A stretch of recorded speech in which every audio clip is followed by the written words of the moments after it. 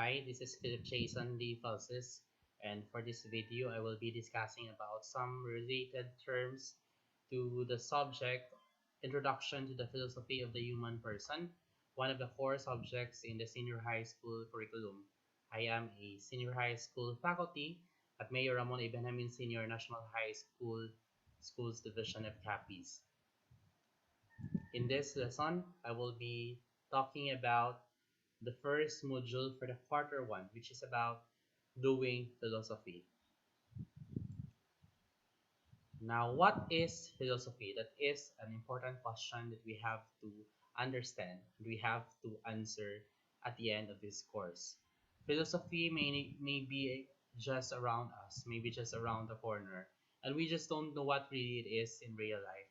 So in this video, we need to understand what really is philosophy and what are the terms related to philosophy, as well as what are the impressions or the thoughts or the definitions of some people who are studying philosophy.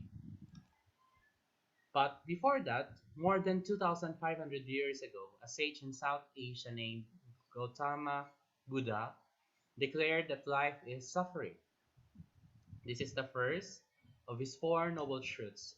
And indeed, if you look at the life, you will see that it is a series of challenges that you have to overcome if you want to survive. It feels like you are competing in a race in which you are required to successfully jump hurdles in order to win. And each challenge in life is really a question or a bunch of questions that you have to answer. If you are not feeling well, for example, you might ask, why am I feeling this way? Or the cause of that feeling that you are experiencing. How can I overcome it? Or the process and how it will affect my life and the people around me, or that is the consequence. Now, philosophy is our subject for this course, and it's really all about questions and answers. And since by now you are, or you already asked and answered hundreds of questions in your life that you have experienced already, it prepared you to take the philosophical journey starting right now. So it is important that in life, we have experience.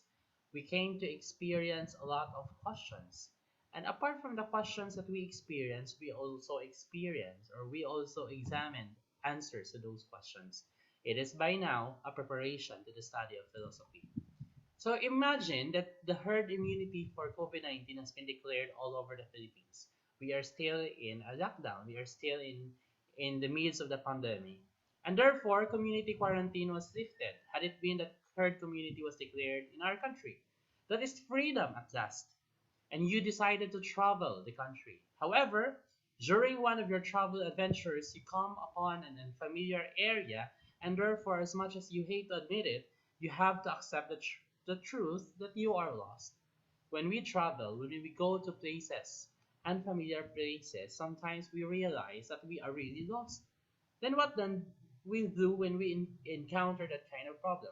Obviously, the very first question that you want to answer is the question, where am I?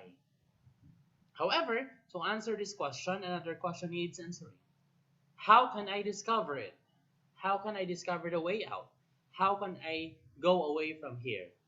Or how do I know it? Or should you ask a stranger for directions? So imagine that you are lost. What would be the first thing that you would do? So you might not realize this, but you are already doing philosophy when you are answering these three questions. Where am I? How do I know it? And what should I do? So always try to remember, wherever we go, we always ask questions. Or wherever we are in, or whatever situation you are right now, we always ask a lot of questions. And that the reason about these three questions is that they are the primary questions of philosophy. And by doing so, we are now turning our attention to what philosophy is all about. So to answer that question, what is philosophy? Basically, the word philosophy comes from two Greek words, philos, which means love, and sophia, which means wisdom.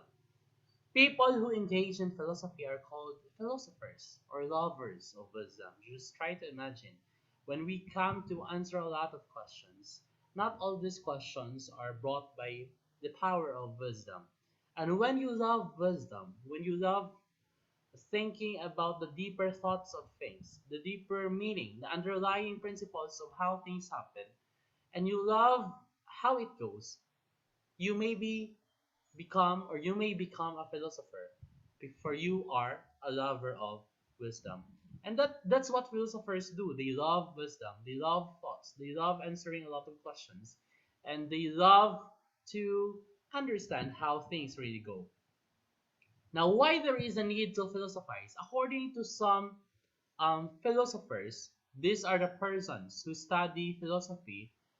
First, according to Plato, we philosophize because we wonder. There is a sense for us to wonder, to ask a lot of things, to examine how things go. Wondering. We came to think about it. That is wondering. That's according to Plato.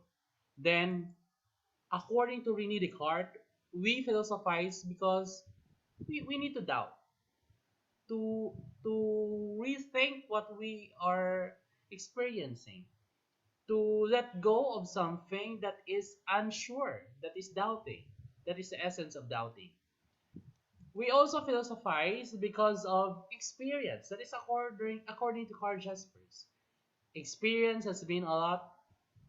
We experience a lot of things, and experience has become our answers, or experience rather has become our teachers.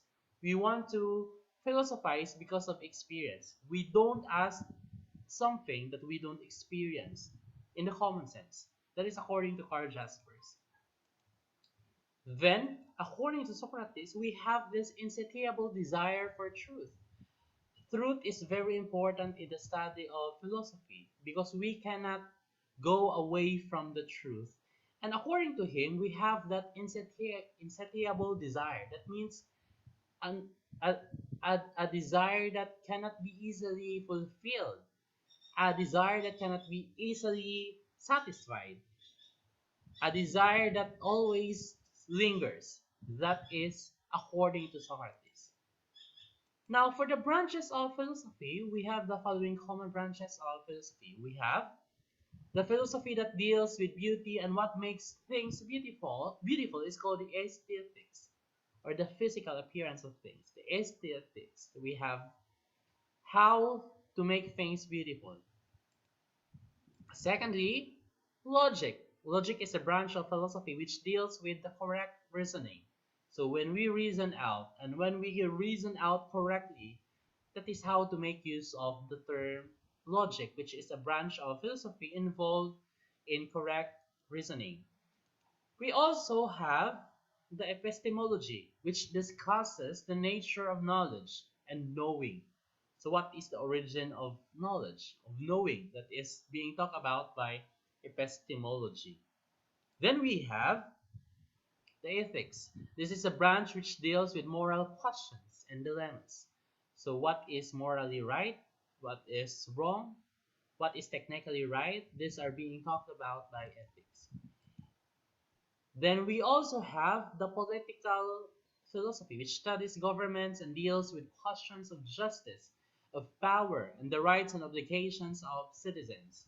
It talks about the country, it talks about the citizens, our rights and obligations, and the role of the government to promote justice and power. That is the political philosophy. And we also have the metaphysics, which deals with the questions regarding reality and existence. Questions regarding reality and how things or why things exist. Now, tell me, why is philosophy important now? And everything that we do and everything that we experience in life, we always have questions. We always have thoughts. We always have imaginations. And all these things matter with philosophy. What we do while watching this, while sitting over there, while studying using our modules, all of the things that we do almost encompass what philosophy is all about. So as I end this presentation, let us realize that Philosophy has been with us. It has long been with us humans, or philosophy has existed even before we don't exist. And we have to value philosophy because we need to value wisdom. Philosophy is important as wisdom because in life, as life is full of experience, life is full of wisdom, and life is full of philosophy. That would be all. Thank you.